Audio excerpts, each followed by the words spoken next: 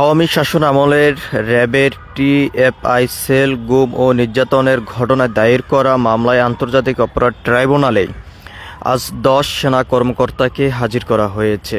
ঢাকা ক্যান্টনমেন্টের বিশেষ কারাগার থেকে প্রিজন ভ্যানে করে ট্রাইব্যুনালে তাদেরকে নিয়ে আসা হয়েছে। আমরা আপনাদেরকে সরাসরি আন্তর্জাতিক অপরাধ ট্রাইব্যুনাল থেকে যুক্ত হয়ে দেখানোর চেষ্টা করছি। তার আগে আমরা আপনাদেরকে জানিয়ে রাখতে চাই, আন্তর্জাতিক অপরাধ ট্রাইব্যুনাল এক বিচারিক প্যানেলে আজ এই মামলার অভিযোগ গঠনের আদেশ প্রদান করেন।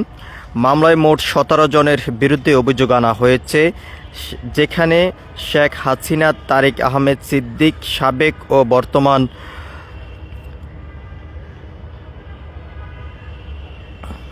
সেনা কর্মকর্তারা রয়েছেন। এদিকে আসামিদের পক্ষ থেকে অভিযোগ থেকে অব্যাহতি চেয়ে যেসব আবেদন করা হয়েছে তারও সিদ্ধান্ত ঘোষণা করবেন ট্রাইব্যুনাল। গ্রেপ্তার হওয়া 10 সেনা কর্মকর্তারা হলেন brigadier general Mohammad Jahangir Alam, Tofayel Mostafa Sarwar, Mohammad Kamrul Hasan, Mohammad Mahbub Alam, K M Azad, colonel Abdullah Al Momen, Anwar Latif Khan, অবসরপ্রাপ্ত কর্নেল মশিউর রহমান, সাইফুল ইসলাম সুমন, সরোয়ার বিন কাশেম। অন্যদিকে ক্ষমতাচ্যুত প্রধানমন্ত্রী শেখ হাসিনা, সাবেক স্বরাষ্ট্রমন্ত্রী আসাদুজ্জামান কামাল, সাবেক প্রধানমন্ত্রীর উপদেষ্টা তারেক আহমেদ সিদ্দিক এ মামলায় আরও 7 আসামি পলাতক রয়েছেন। এর আগে গত 8 অক্টোবর আন্তর্জাতিক অপরাধ ট্রাইব্যুনাল এক মানবতা বিরোধী অপরাধে পৃথক 2 মামলায় শেখ হাসিনা, তার নিরাপত্তা উপদেষ্টা অবসরপ্রাপ্ত মেজর জেনারেল তারেক আহমেদ সিদ্দিক ও ডিজিএফআইয়ের সাবেক 5 মহাপরিচালক সহ মোট 30 জনের বিরুদ্ধে গ্রেপ্তারি পরোয়ানা জারি করা হয়েছে। আমরা আপনাদেরকে দেখানোর চেষ্টা করছি সরাসরি আন্তর্জাতিক অপরাধ ট্রাইব্যুনাল থেকে যুক্ত হয়ে। গ্রেপ্তারি পরোয়ানা জারির পর 11 অক্টোবর এক সংবাদ সম্মেলনে সেনাবাহিনী জানিয়েছিল মামলার 30 আসামির মধ্যে 25 জনই সাবেক ও বর্তমান সেনা কর্মকর্তা। এর মধ্যে 9 জন অবসরপ্রাপ্ত, 1 জন এলপিআরে গেছেন এবং 15 জন বর্তমান কর্মরত অবস্থায় রয়েছেন, এমনটি জানিয়েছেন। পরবর্তীকালে 12 অক্টোবর স্বরাষ্ট্র মন্ত্রণালয় ঢাকা সেনানিবাসে একটি ভবনকে সামরিক কারাগার হিসেবে ঘোষণা করে।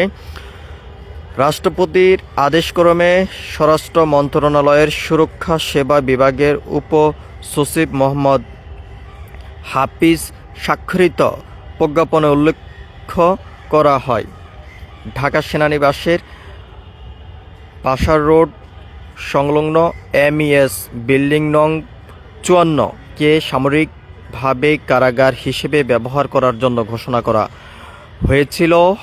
গ্রেপ্তার সেনা কর্মকর্তাদের পরবর্তী এই কারাগারে রাখা হবে বলে জানিয়েছেন। আমরা আপনাদেরকে একটু সরাসরি দেখানোর চেষ্টা করছি।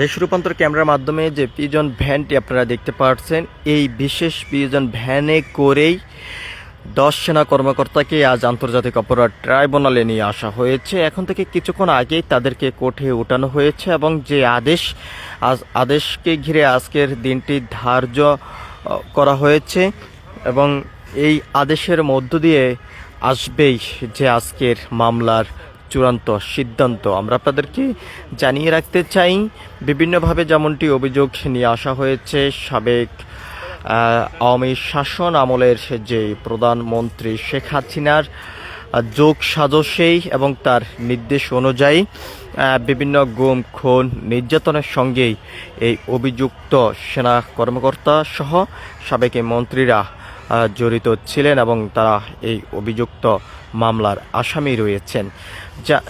অন্যদিকেই এই অভিযুক্ত আসামিদের সর্বোচ্চ শাস্তি দাবি করছেন রাষ্ট্রপক্ষ থেকেই, এমনটি আমরা জানতে পেরেছি। আমরা আপনাদেরকে একটু জানিয়ে রাখতে চাই, আজ সকাল 10টার সময় প্রিজন ভ্যানে করেই তাদেরকে আন্তর্জাতিক অপরাধ ট্রাইব্যুনালে নিয়ে আসা হয়েছে। দেশ রূপান্তরের মাধ্যমে আপনারা যে পিজন ভ্যানটি দেখতে পাচ্ছেন, এই বিশেষ পিজন ভ্যানে করে তাদেরকে আজ আন্তর্জাতিক অপরাধ ট্রাইব্যুনালে নিয়ে আসা হয়েছে। আমরা আপনাদেরকে আরও একটি বিষয় জানিয়ে রাখতে চাই, আওয়ামী শাসন আমলেই বিভিন্ন গুম খুন নির্যাতনের সঙ্গেই সাবেক এবং বর্তমান সেনা কর্মকর্তা সহ যারা এই মামলায় অভিযুক্ত আসামি রয়েছেন, সাবেক মন্ত্রী এবং প্রধানমন্ত্রীর কমিটির বিভিন্ন নেতারা এটার এই গুম খুন নির্যাতনের সঙ্গে যুক্ত রয়েছেন, এমনটি অভিযোগে নিয়ে আসা হয়েছে মামলাতে। সব কিছু মিলিয়ে যদি আমরা আপনাদেরকে জানিয়ে রাখতে চাই, আজকের এই বিশেষ আন্তর্জাতিক অপরাধ ট্রাইব্যুনালের মামলাটির দিন তারিখ ধার্যকে ঘিরেই ব্যাপক আইন শৃঙ্খলা রক্ষাকার বাহিনীর তৎপরতা আমরা দেখেছি। আন্তর্জাতিক অপরাধ ট্রাইব্যুনালের সামনেই পুলিশের পাশাপাশি বিজিবি র্যাব সদস্য এখানে উপস্থিত রয়েছেন এবং তারা তৎপরতা অবস্থায় রয়েছে, আমরা সেটিও দেখিয়েছি। অন্যদিকে রাষ্ট্রপক্ষ থেকে যেমনটি দাবি করে যাচ্ছেন, এই আসামিদের সর্বোচ্চ শাস্তির দাবি এখান থেকে করে যাচ্ছেন। সব কিছু মিলিয়ে এই ছিল এখনকার মতন আমার কাছে আন্তর্জাতিক অপরাধ ট্রাইব্যুনালের সামনের থেকে সর্বশেষ। পরবর্তী আপডেট পেতে সবাই দেশ রূপান্তরের সঙ্গেই থাকুন। ধন্যবাদ সবাইকে।